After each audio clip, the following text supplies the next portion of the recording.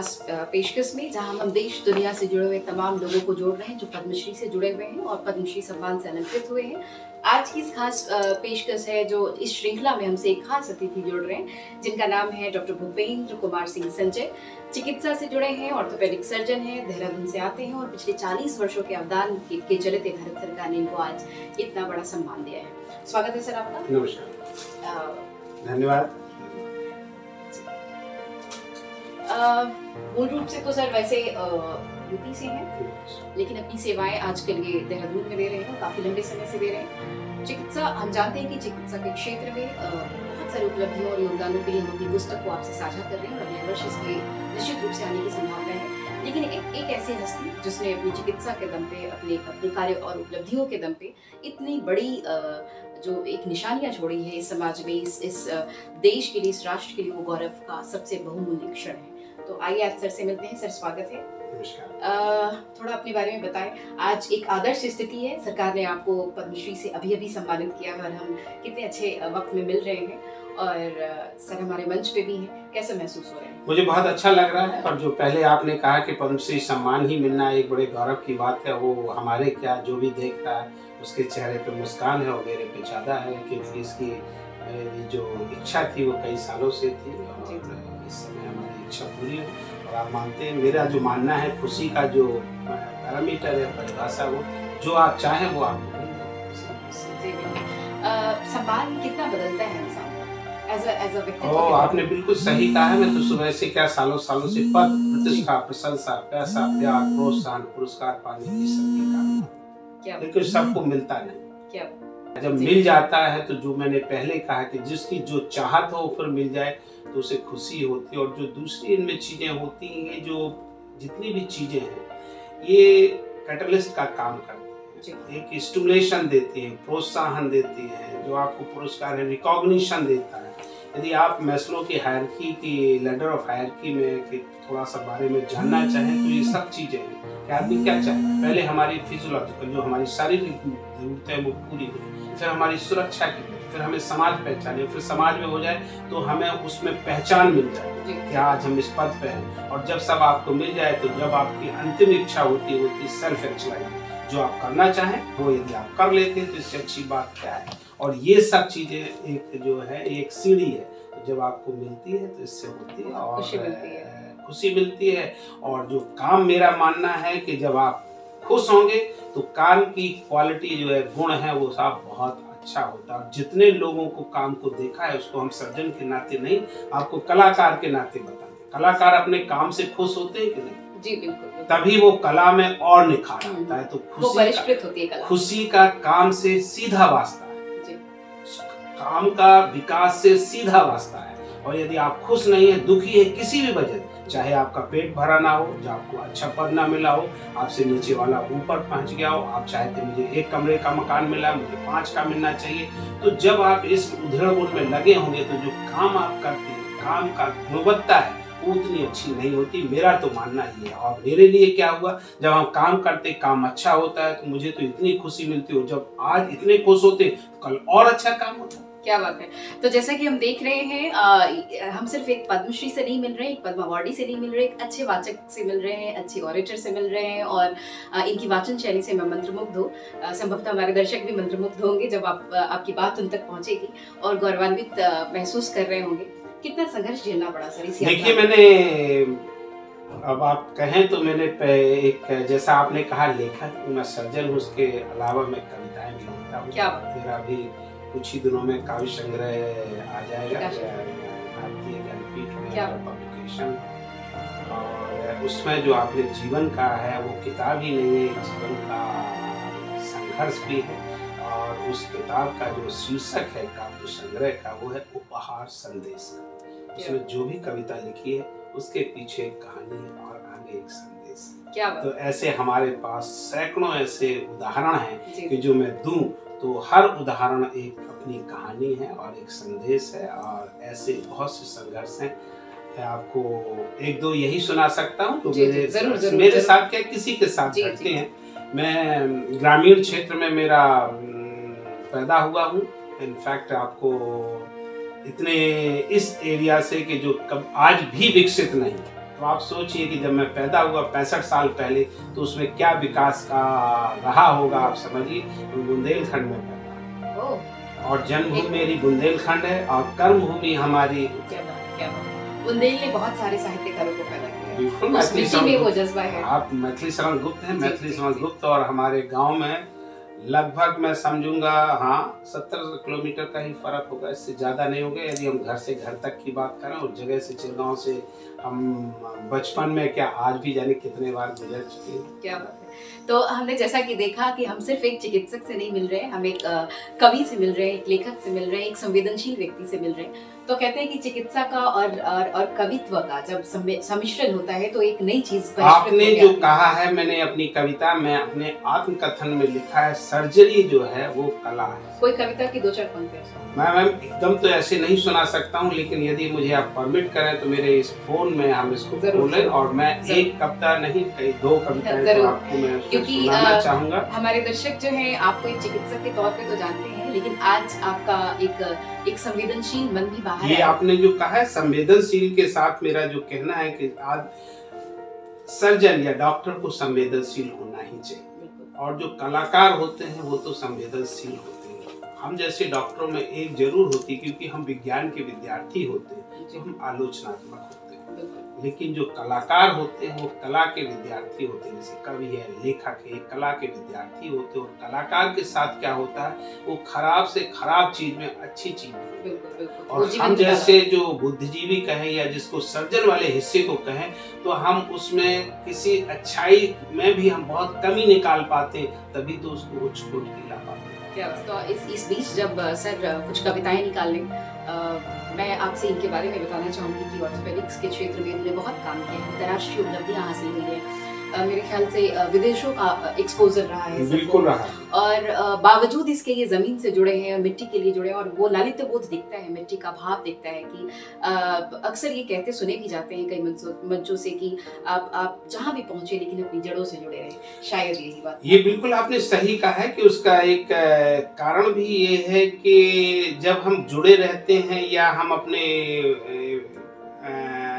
भूत को देखते हैं, पास्ट को देखते हैं और भविष्य के बारे में सोचते हैं, और यदि इसका हम कहीं ना कहीं से इसमें रख रखाव रखते हैं, तो एक बहुत अच्छी बात होती है, बहुत अच्छी बात होती है। और जिससे, जैसे मैं अभी अपने ही बारे में कहूँ कि देखिए, मैं देखिए गांव से पैदा हूँ और गांव में पढ़ा हूँ, प्राइमरी एजुकेशन, हमारी मिडिल एजुकेशन कहें वहाँ तक, इसके बाद मेडिकल कॉलेज में। अब गाँव से देखिए तो मेरी तो एक स्थिति, एक सीढ़ी तो हमारी आगे बढ़ ही गई थी। कहीं हम थोड़ा पढ़े होते, कम पढ़े होते तो क्या होते, बाबू होते, मास्टर होते, लेकिन मैं एडमिशन होते ही डॉक्टर हो गया। अब सोचिए, डॉक्टर और बाबू में फर्क तो पहले ही हो गया।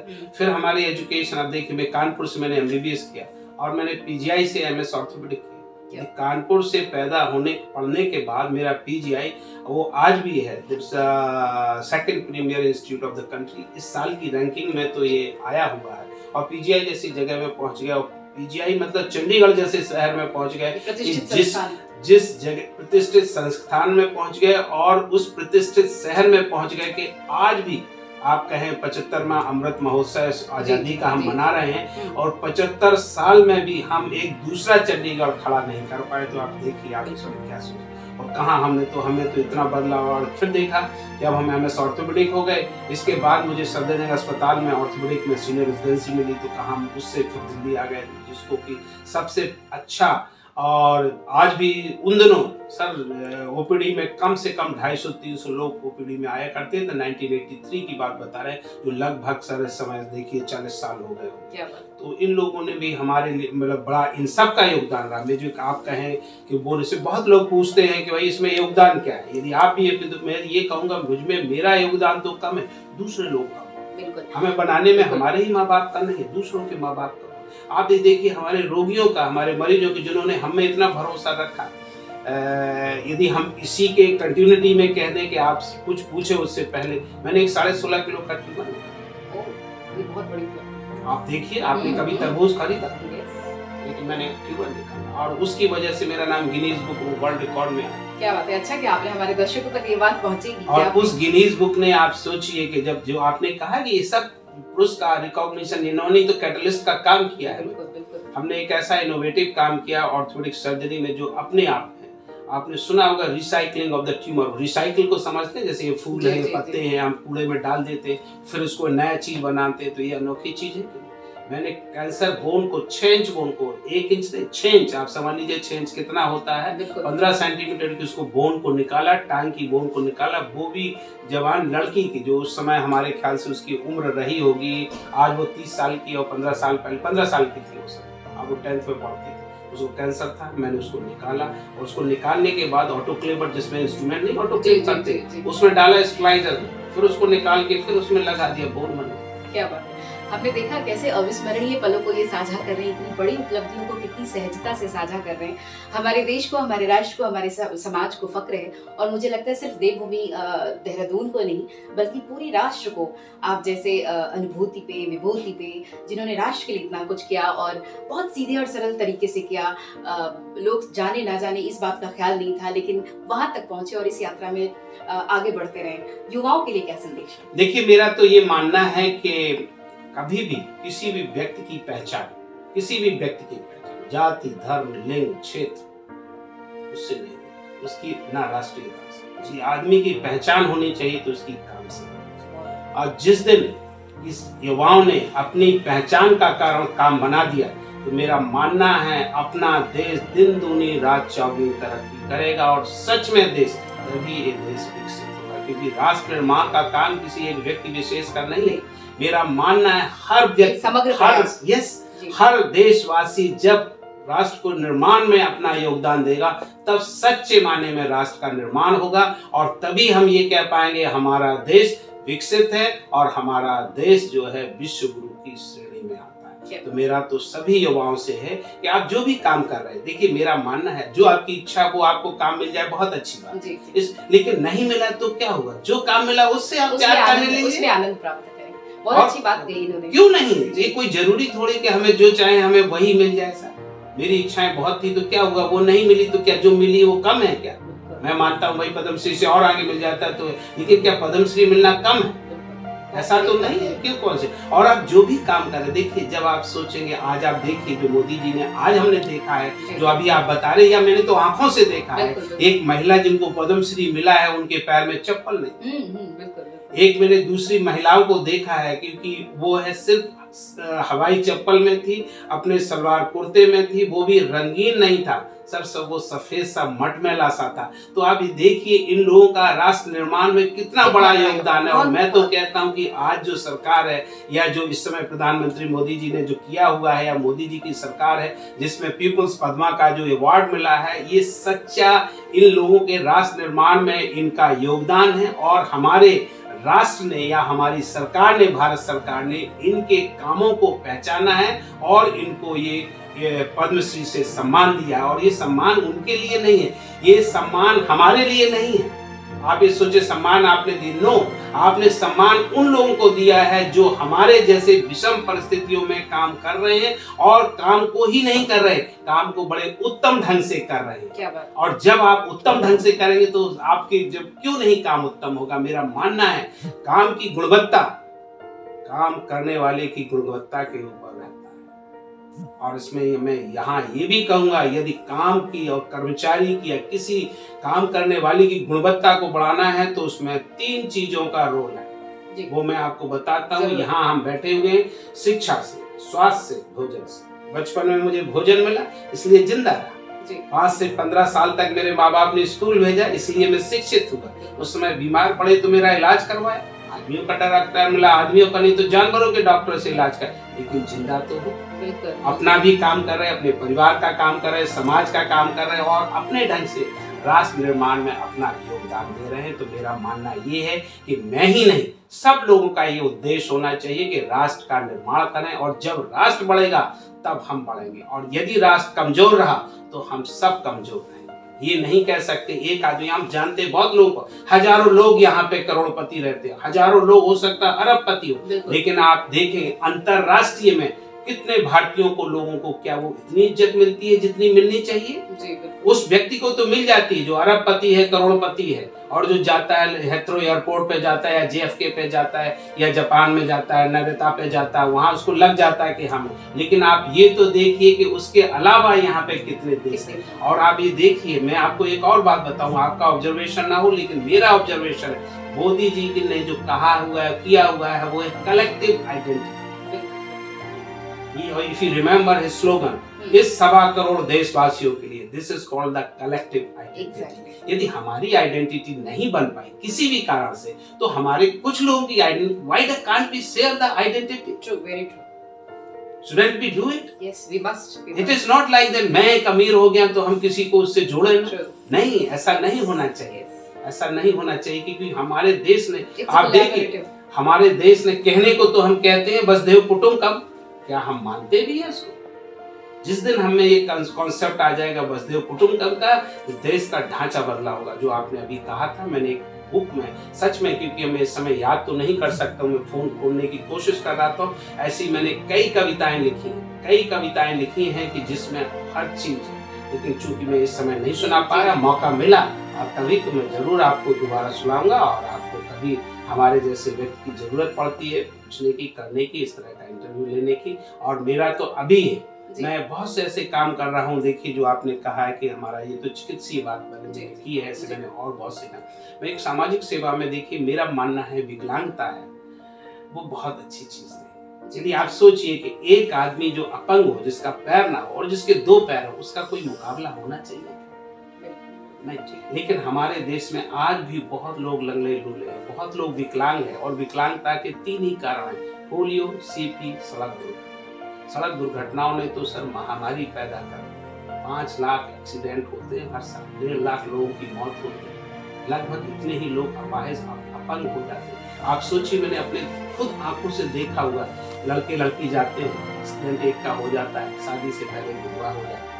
आज के देश में अधिकांश आदमी के 1 या 2 बच्चे। आप सोचिए, किसी जवान माँ बाप का एक बच्चा खत्म हो जाए या उसका वारिस खत्म हो जाए तो उसके ऊपर क्या गुजरेगी, क्या उसकी बूढ़े आदमी के ऊपर क्या गुजरेगी? आपको लगता है कि वो क्या कर सकता है? वो अनाथ हो जाता है कि नहीं हो जाता? तो आप सोचिए, किसी की बहन खत्म हो रही, किसी का भाई खत्म हो रहा है, किसी का माँ बाप खत्म हो रहा है, और वो लोग जवान लोग, बूढ़े लोगों को तो कोई बात नहीं है। आप ये ना कहिए मैं ये कहता हूँ साहब बूढ़े लोग, नो, मेरा कहने का मतलब ये नहीं है। मेरा कहने का मतलब, जो आपसे इंटरव्यू देने से पहले मैंने कहा था कि जवान लोग, मेरी तो कई फिलॉसफी, देखिए, human resource is the biggest resource, nothing can be bigger than that, and we should try, and we all should try to nurture it. Health is an asset. Yes. It's an asset, and it is resourceful. आप ये सोचिएगा, हम स्वस्थ नहीं तो हम क्या काम कर रहे हैं? बीमार हो, सर में दर्द हो, आपका मैं इंटरव्यू दे पाता? बिल्कुल नहीं। आपको लगता है हमें किसी तरह का दर्द होता है तो ऐसा क्या होता है? दर्द एक ऐसी चीज है मैम कि जब आदमी को दर्द होता है तो कोई भी खुशी देने वाली चीज उसको दे दो, वो सबसे पहले कहेगा मुझे इसकी जरूरत नहीं, मेरा सबसे पहले दर्द करो। और जो लोग सच में दर्द कम करते हैं हमारे जैसे, तो लोग कैसे? क्या बात है।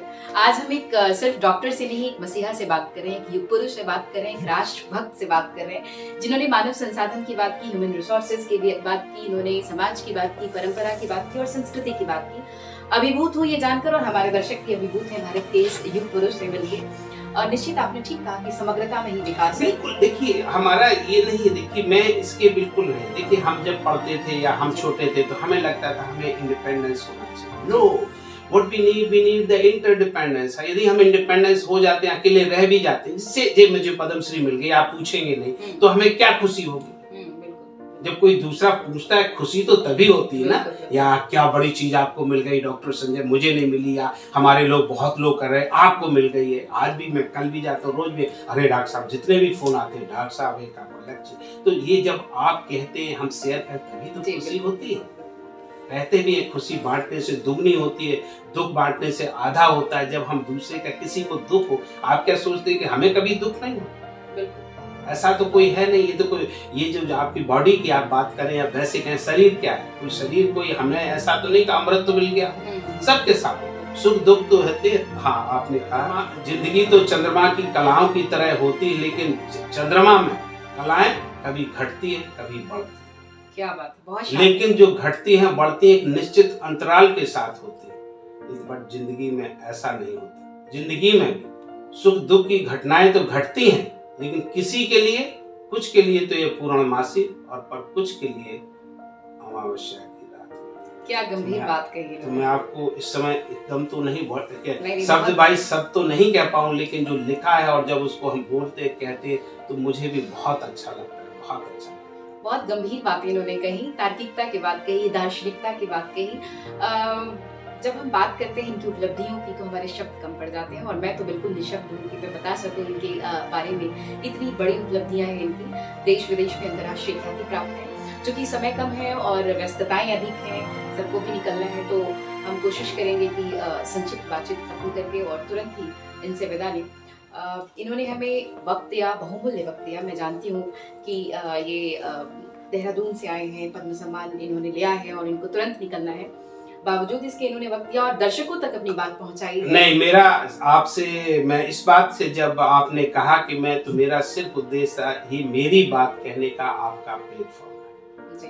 कि आपके प्लेटफॉर्म से यहाँ तो हमने अपनी बात आपसे कह दी, और ये बात हम रोज ही कहते हैं, कोई आज ही की बात नहीं। हमारे तो कुछ जो सिद्धांत हैं वो बिल्कुल निश्चित हैं, और हमारे साथ जो भी आता है उसको हम ये बात कहते हैं, लेकिन वो सिर्फ 2 लोगों में हो जाता है। मेरा ये मानना है कि इस तरह के विचार जो है वो बहुत लोगों में जाएं, और ये मास मीडिया है या आप जैसे लोग उस समय, और विचार एक ऐसी चीज, देखिए मैं आपको बदलाव यदि किसी चीज में बदलाव लाना है तो मैं आपसे पूछता हूँ, यदि हमें आपको बदलना है तो क्या ऐसी चीज कर दूं कि आप में बदलाव आए? ये तो बहुत गंभीर प्रश्न है। इसमें सिर्फ कुछ नहीं करना, मुझे आपका विचार होता है। यस। यदि मैंने अपने मन से और विचार से ये कह दें आप हमारी अपनी जी, तो आप बस इतना ही तो कहना था, आपने वही तो किया। यदि आपने ये कह दिया होता मैं डॉक्टर संजय को जानती नहीं हूँ, ये तो पराये है या ऐसे कोई, तो नहीं था। हमें सिर्फ यही है कि हम जिस दिन अपने सब राष्ट्रवासियों को अपना मानने लगेंगे तो लड़ाई। क्या बात है। ये भावों से जोड़ने वाले चिकित्सक हैं, संवेदना से जोड़ने वाले चिकित्सक हैं, और मैं अपेक्षा करती हूँ कि इनको सिर्फ पद्मश्री ही नहीं और भी बहुत सारे बड़े बड़े सम्मान मिले, उपलब्धियाँ मिले, ताकि हमारा देश फख्र कर सके ऐसी विभूतियों पे। आगे की योजनाएं क्या है, जल्दी से साझा करें। देखिए, मेरा मानना है क्योंकि मैंने एक तो आजीवन एक संकल्प लिया है कि मैं सड़क दुर्घटनाओं को और अपंगता को या डिफॉर्मिटी, डिसेबिलिटी को अपने ढंग से कितना कम कर सकते हैं। मैंने, अब आपने फिर एक दूसरी बात कह दी, मैंने अपने माध्यम से 200 से ज़्यादा फ्री कैंप, निःशुल्क परामर्श शिविर करते हैं, और वो मैंने उत्तराखंड में नहीं, आसपास कई दूर दराज के शहरों में, दूर दराज के लोगों में, उत्तराखंड में तो किए, उत्तराखंड के जो आसपास के प्रदेश हैं, यूपी और हिमाचल में भी मैंने किए हुए हैं।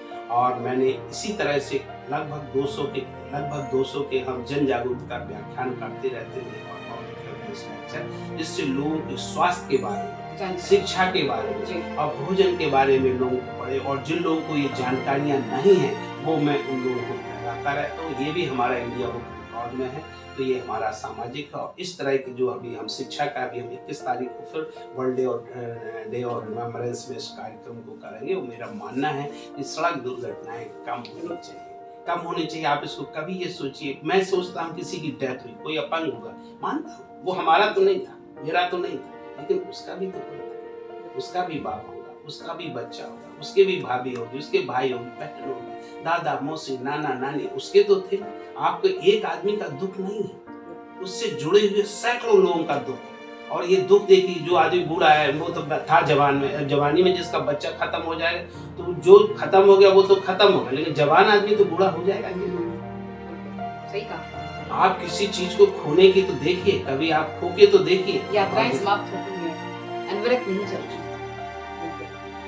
तो आज हम बातचीत कर रहे थे डॉक्टर भूपेंद्र कुमार सिंह जी से, एक नायाब और एक सुपरिचित नाम देहरादून के लिए, देहरादून की मिट्टी के लिए, आज तो समूचे राष्ट्र के लिए पद्मश्री से सम्मानित हुए हैं, अलंकृत हुए हैं। समूचा देश इन पे गौरव कर रहा है, गौरवान्वित महसूस कर रहा है। हम उम्मीद करते हैं कि आगे भी हम इनसे मुलाकात करते रहें और ये देश दुनिया में अपना परचम यूं ही फहराते रहें, भारत की संस्कृति, भारत के सम्मान और भारत के राष्ट्र गौरव को यूं ही आगे बढ़ाते रहें और भारत का सर गर्व से ऊंचा करते रहें।